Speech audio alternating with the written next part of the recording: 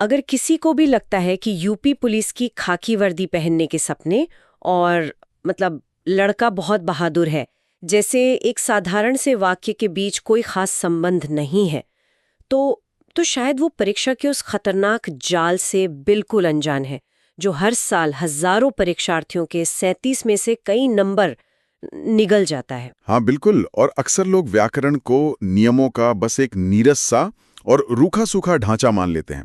मतलब जैसे बिना रंग की कोई ब्लैक एंड व्हाइट तस्वीर हो। एकदम सही कहा।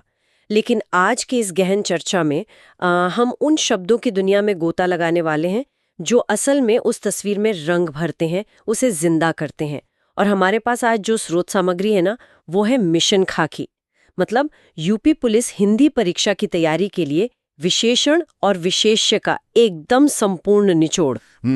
और हमारा मिशन यहाँ सिर्फ इन नियमों को रटना नहीं है, बिल्कुल नहीं, बल्कि उस मनोवैज्ञानिक खेल को डिकोड करना है जो परीक्षा बनाने वाले हर साल खेलते हैं। बिल्कुल। और इस चर्चा में आगे बढ़ने से पहले स्रोत सामग्री के आधार पर एक बेहद कठोर और दिलचस्प नियम की घोषणा करना बहुत जरूरी है। ये जो लोग सुन रहे हैं ना, उनके लिए एक सीधी चुनौती है। हाँ, वो 30 नंबर वाला नियम मैं बताता हूँ इसके बारे में।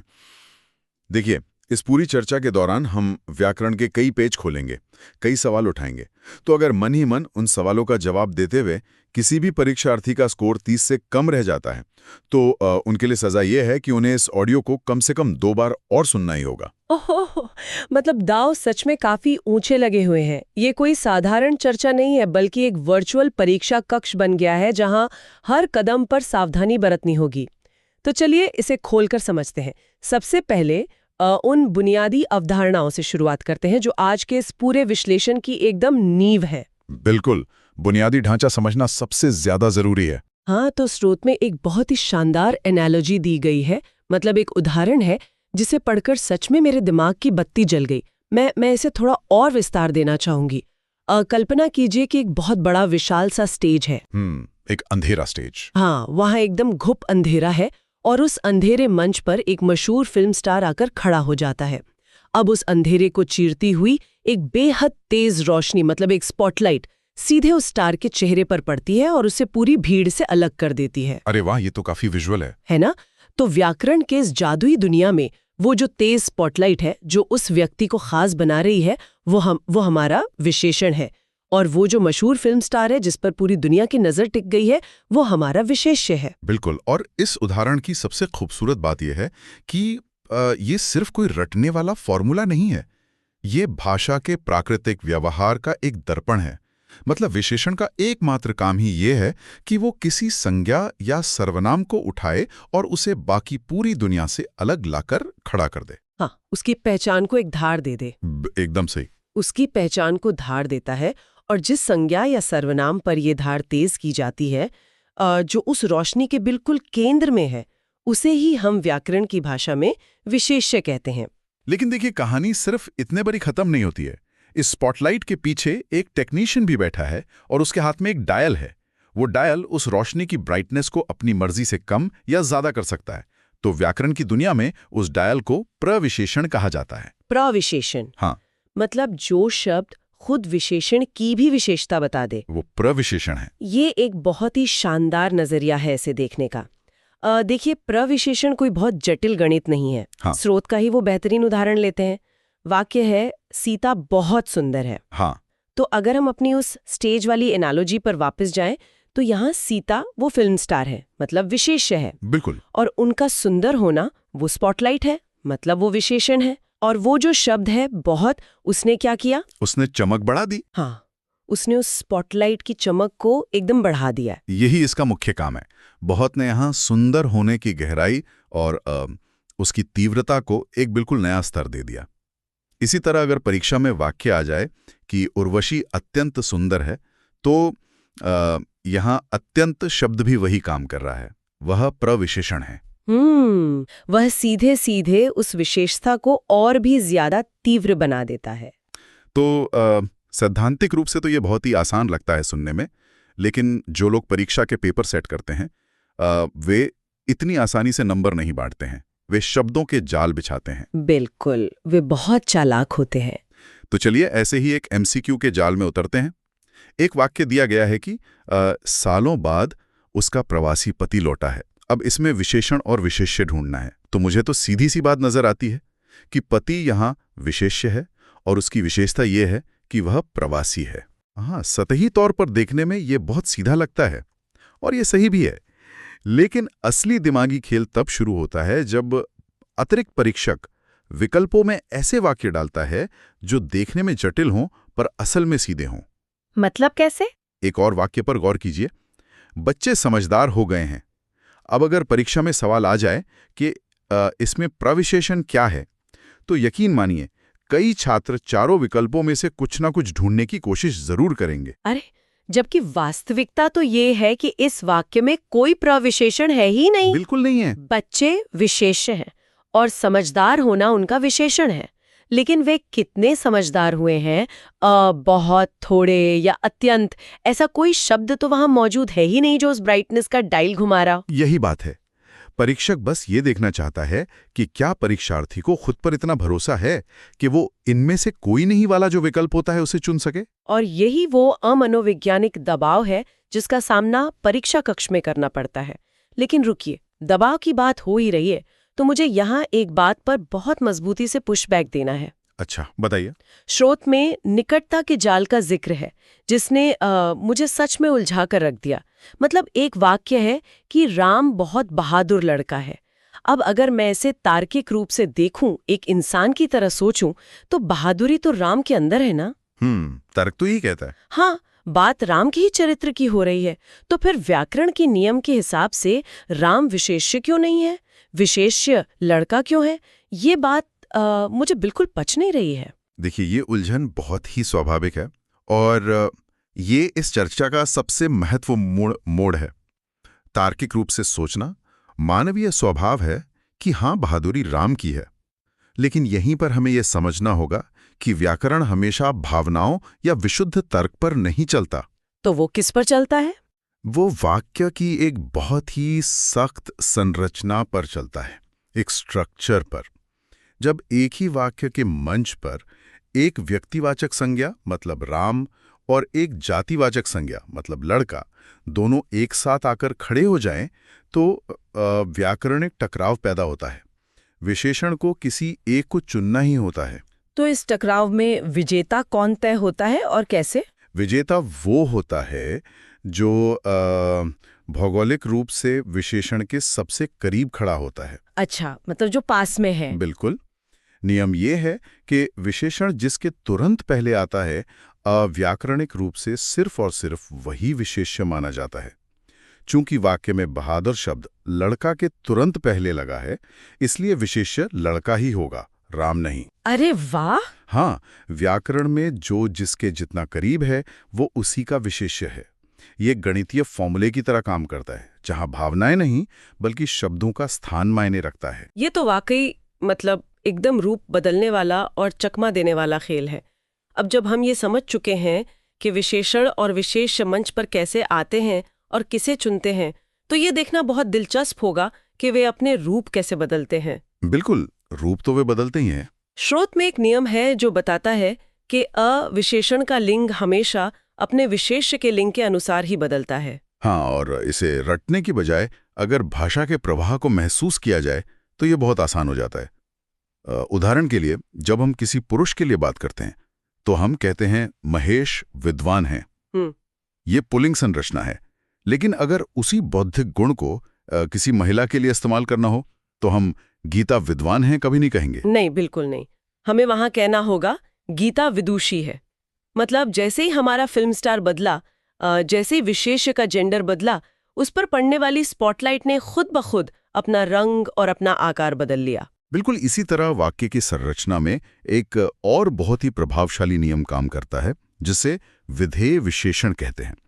हिंदी भाषा की सामान्य प्रकृति यह है कि विशेषण हमेशा संज्ञा से पहले आता है। जैसे एक बहुत ही साधारण वाक्य है, यह है काला कुत्ता है। हाँ, और यहाँ मैं अपनी एक ओरिजिनल एनालॉजी सामने रखना चाहूंगी।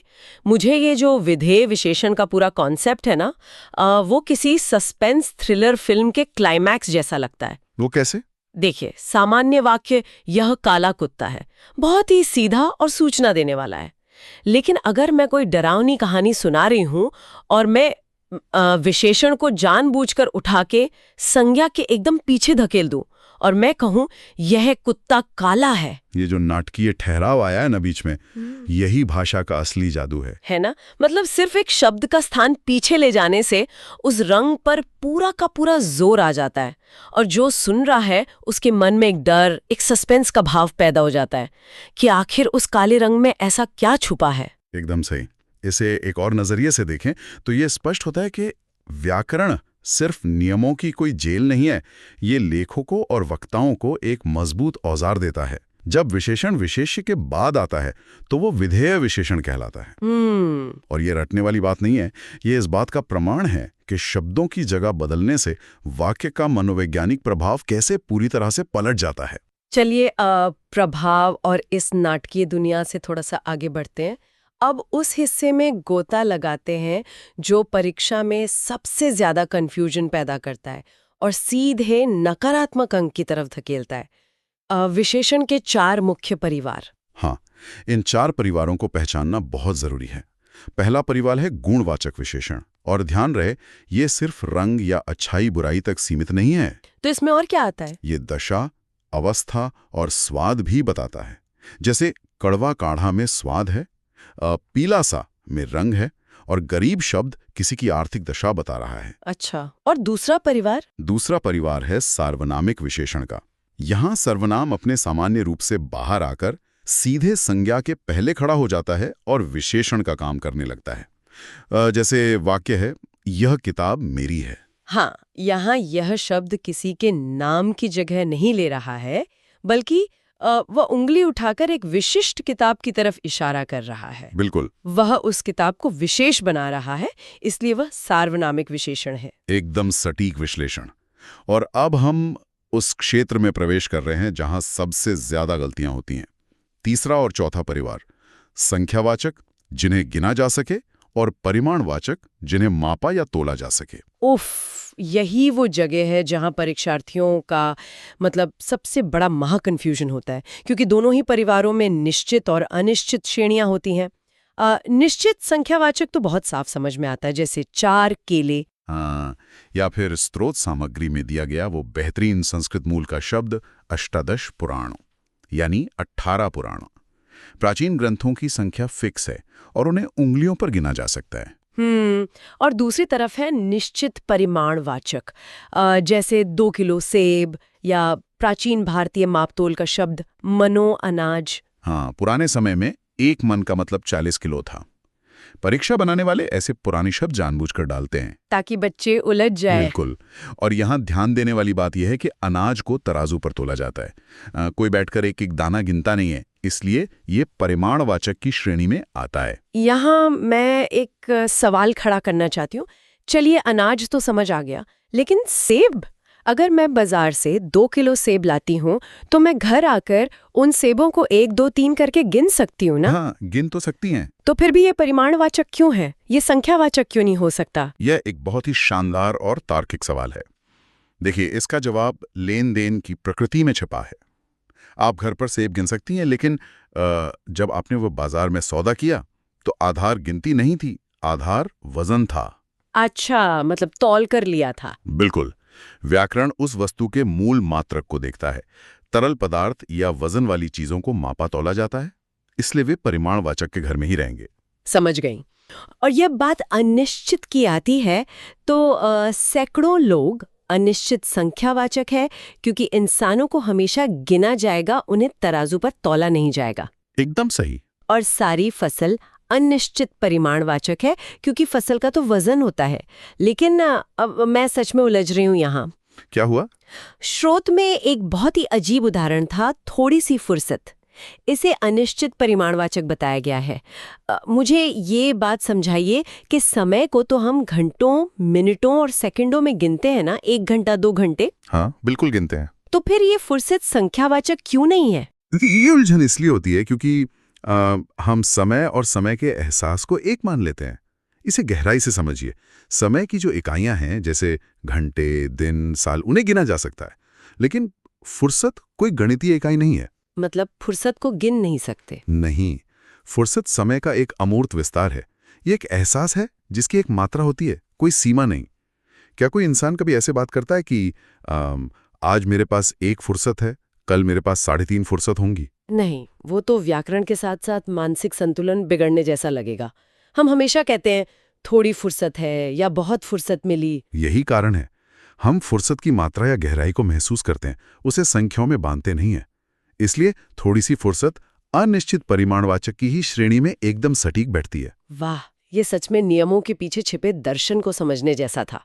और इस माप तौल से बाहर निकलें तो संख्यावाचक के अंदर भी तो कुछ उपभेद होते हैं जो सीधे परीक्षा के बहुविकल्पीय प्रश्नों में टकराते हैं। बिल्कुल। संख्यावाचक के 4 प्रमुख उपभेद होते हैं। पहला है गणनावाचक, जो बहुत सीधा है, जैसे 1 2 3। दूसरा है क्रमवाचक, जो चीजों का ऑर्डर बताता है, जैसे पंक्ति में पहला या चौथा व्यक्ति। और तीसरा है आवृत्तिवाचक। अगर मैं इसके नाम से अंदाजा लगाऊं तो आवृत्ति का मतलब होता है फ्रीक्वेंसी या गुणा करना। मतलब जब कोई चीज खुद को रिपीट करती है, जैसे 2 गुना चौगुना। क्या मैं सही जा रही हूं? 100% सही। और चौथा है समुदायवाचक, जो एक पूरे समूह या ग्रुप का बोध कराता है। जैसे अगर हम कहें दोनों भाई, तो यह एक समुदाय है। या फिर साहित्य का मशहूर नाम बेताल 25, जहां 25 कहानियों का एक फिक्स समूह है जिसे तोड़ा नहीं जा सकता। अब जब हमने इन सारे परिवारों, उनके सदस्यों और उनके झगड़ों को अच्छे से खंगाल लिया है, तो परीक्षा कक्ष में बैठे परीक्षार्थियों के लिए कुछ ऐसे व्यवहारिक हैक या ट्रिक्स की बात करते हैं जो उनका समय बचा सकें। हाँ, श्रोतों में एक बहुत ही जादुई ट्रिक दी गई है इस बारे में। वो ट्रिक वास्तव में एक बहुत बड़ा हथियार है। अगर परीक्षा में कोई शब्द दे दिया जाए और पूछा जाए कि ये विशेषण है या नहीं, तो ज्यादा सोचने की जरूरत नहीं है। बस उस शब्द के आगे कोई भी आम संज्ञा लगाकर देख लीजिए, जैसे आदमी, तालाब या महीना। ये काम कैसे करता है, जरा बताइए। जैसे मान लीजिए शब्द है शांत, इसके आगे लगाइए आदमी, शांत आदमी। ये दिमाग में एक छवि बनाता है और सुनने में एकदम प्राकृतिक लग रहा है। मतलब शांत विशेषण है। शब्द है सूखा, आगे लगाइए तालाब, सूखा तालाब, ये भी फिट हो गया। आगामी के आगे लगाइए महीना, आगामी महीना। एकदम सही। बहुत बढ़िया। लेकिन इसका उल्टा भी करके देखना चाहिए ताकि नियम की मजबूती परखी जा सके। उल्टा कैसे? अगर परीक्षा में शब्द आ जाए आलस, इसके आगे संज्ञा लगाकर देखिए। आलस व्यक्ति, ये जुबान पर ही अटक जाता है और सुनने में बहुत अटपटा लगता है। हाँ, आलस व्यक्ति तो कोई नहीं बोलता। लेकिन ऐसा होता क्यों है? ये ट्रिक काम क्यों कर रही है? इसको इस तरह से भी देख सकते हैं कि विशेषण एक गुण है और गुण कभी हवा में नहीं लटक सकता। उसे चिपकने के लिए कोई सतह चाहिए। हमारी एनालॉजी के हिसाब से स्पॉटलाइट जलेगी तो वो किसी न किसी चीज पर तो पड़ेगी ही। बिल्कुल। अगर आलस व्यक्ति गलत लग रहा है तो इसलिए क्योंकि आलस खुद एक भाववाचक संज्ञा है। 2 संज्ञाएं बिना किसी संबंध के एक साथ नहीं आ सकती। लेकिन अगर हम आलस को विशेषण में बदल दें, आलसी, और फिर कहें आलसी व्यक्ति, तो स्पॉटलाइट को अपना फिल्म स्टार मिल गया। अरे, ये हुई ना बात। और ये हमें संज्ञा से विशेषण बनाने की उस जरूरी प्रक्रिया पर लाता है। ये ट्रांसफॉर्मेशन परीक्षा का एक बहुत बड़ा हिस्सा है। ईमानदारी एक भाव है, लेकिन उससे बनता है विशेषण ईमानदार। बुढ़ापा अवस्था है, उससे बनता है बूढ़ा। लालच से बनता है लालची। हाँ, और इसी के साथ अंग्रेजी के डिग्रीज ऑफ एडजेक्टिव की तरह हिंदी में भी विशेषण की 3 अवस्थाएं होती हैं। कौन कौन सी? मूल अवस्था, जैसे साधारण लघु। उत्तरावस्था, जब 2 में तुलना हो, जैसे लघुतर। और उत्तमावस्था, जब सबसे श्रेष्ठ बताना हो, जैसे लघुत्तम।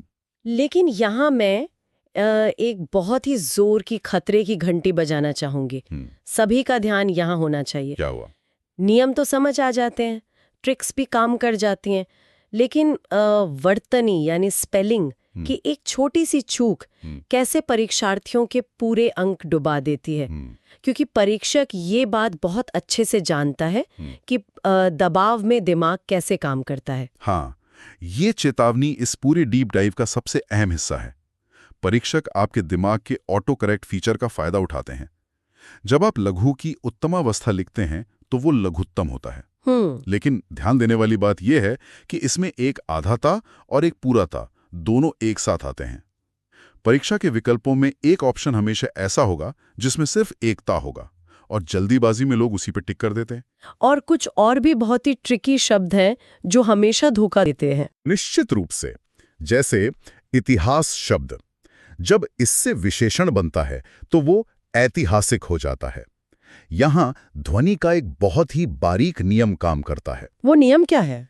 जब किसी शब्द के अंत में इक प्रत्यय जुड़ता है तो शब्द का पहला स्वर अक्सर लंबा या बड़ा हो जाता है, इसलिए ई बदलकर ए हो जाता है।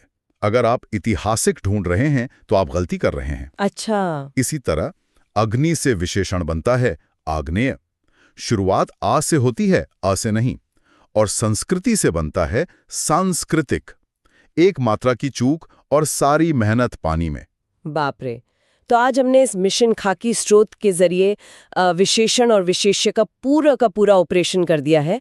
उस अंधेरे स्टेज की स्पॉटलाइट से लेकर फिल्म स्टार तक, जेंडर के बदलने से लेकर विधेय विशेषण वाले सस्पेंस थ्रिलर तक, और फुर्सत के महाकन्फ्यूजन से लेकर स्पेलिंग की उन गलतियों तक जहां परीक्षक जाल बिछाकर बैठे। ये व्याकरण की गहराई को नापने की एक बहुत ही शानदार और ज्ञानवर्धक यात्रा रही है।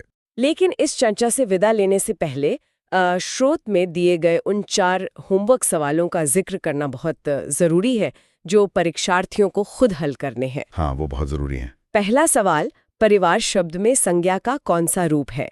दूसरा, महाराजा में कौन सी संज्ञा छिपी है? तीसरा, आप शब्द कौन सा सर्वनाम है? और चौथा, जो सो किस प्रकार के सर्वनाम की श्रेणी में आते हैं? और जो लोग सुन रहे हैं उनके लिए वो 30 अंक वाला नियम अभी भी लागू है। ईमानदारी से अपना मूल्यांकन करें। अगर इस पूरी चर्चा के दौरान दिमागी कसरत में आपका स्कोर 30 से कम रहा है तो अपनी कमियों को एक नोटबुक में दर्ज करें और इस ऑडियो को दोबारा जरूर सुनें। सफलता का कोई शॉर्टकट नहीं होता। बिल्कुल। और अब इस डीप डाइव का अंत करते हुए मैं स्रोत में दिए गए एक बहुत ही दार्शनिक विचार पर लौटना चाहती हूँ। जरा शांति से सोचिए, अगर किसी दिन हम अपनी दुनिया से, अपनी रोजमर्रा की बातचीत से सारे विशेषण हटा दें, अच्छा, बुरा, सुंदर, भयानक, मीठा, कड़वा, खुरदुरा, तो क्या होगा? दुनिया सिर्फ सूचनाओं का एक रूखा सूखा कंक्रीट का ढांचा रह जाएगी। एक ऐसी दुनिया जहां रंग और स्वाद का कोई अस्तित्व ही नहीं होगा। इसे आज के डिजिटल युग के संदर्भ में थोड़ा और आगे बढ़ाकर सोचते हैं। अगर विशेषण ही हमारे एहसासों की, हमारी संवेदनाओं की शब्दावली है, तो क्या आज के इस दौर में जहां हम हर जटिल मानवीय अनुभव को सिर्फ एक थम्स अप, लाइक, नाइस या बैड तक सीमित करते जा रहे हैं, क्या हम वास्तव में अपनी उस विशेषण शब्दावली को सिकोड़ नहीं रहे हैं? और सबसे बड़ा सवाल यह है कि अपनी शब्दावली को छोटा करके क्या हम अनजाने में ही मानवीय भावनाओं की उस असीमित गहराई को महसूस करने की अपनी क्षमता को ये खत्म नहीं कर रहे हैं? जो लोग इसे सुन रहे हैं उनके लिए ये सोचने का एक बहुत ही गहरा विषय है। इस पर विचार जरूर कीजिएगा। ये सच में झकझोर देने वाला और आत्ममंथन करने वाला विचार है। इसी विचार के साथ और परीक्षा के लिए बहुत सारी शुभकामनाओं के साथ आज के इस डीप डाइव को यहीं समाप्त करते हैं। जय हिंद, जय भारत।